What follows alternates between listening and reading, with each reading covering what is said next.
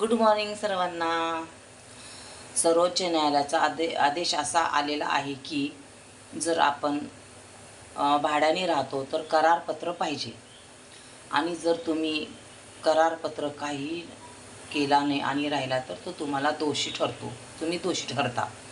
आणि समजा तुम्ही दुसऱ्याच्या प्लॉटमध्ये किंवा दुसऱ्याच्या घरामध्ये राहता, जागेमध्ये राहता, काही राहू देते, आणि तुमच्या नावावर फक्त नोटरी आहे, तर ती कानूनी चालत नाही, रद्द केली जाते ती। कारण त्याला सर्वांची संगनमती पाहिजे आणि सर्वांचे सह्या पाहिजेत। आणि तुमचे जर वारसा हक्क असेल, जर तुमच्या वडिलांचं किंवा आईचं काही पण जमीन जागा फ्लॅट काही असू दे, त्या कागदावर म्हणजे त्या नोटीसवर घरातल्या सर्व जे पण त्यांचे वारसा आहेत त्यांच्या सह्या पाहिजे, आणि त्यांच्या संगनमताने ही तुमच्या नावावर जागा केली आहे असं ते पण पूर्ण नावावर झाली पाहिजे, जेणेकरून त्यांच्या नावावर सर्व काही आहे पण तुमच्या नावावर फक्त नोटरीच आहे, तर ती चालत नाही।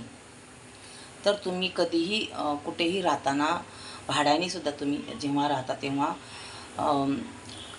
बरोबर करार करत जावा की मी 11 महिन्यासाठी राहणार आहे, परत 11 महिन्यानंतर तुम्हाला जर तिथं राहायचं असेल तर तुम्ही राहू शकता, पण 11 महिन्याचा सध्या राहण्याचं आहे।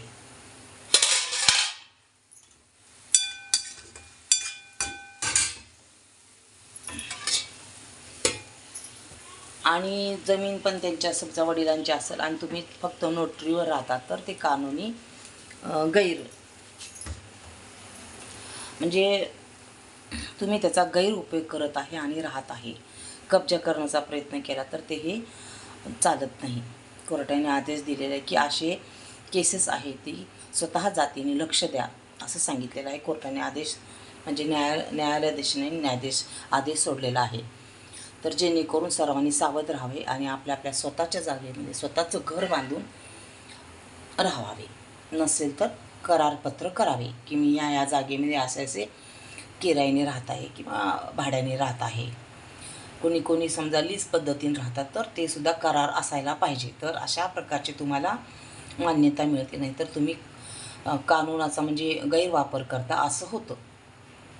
काही राहू द्या, कायदा आहे, सर्वांसाठीच कायदा असतो, तुम्ही कायद्याचा जर गैरवापर केला तर ते चालत नाही। शेवटी कोर्ट कचेऱ्या पोलीस स्टेशन हे कशासाठी, जर हे सगळंच खोटं असलं तर ते राहिलंच नसतं काय त्याच्यामुळे सावध व्हा, सगळ्यांनी स्वतःच्या जागेमध्येच राहा।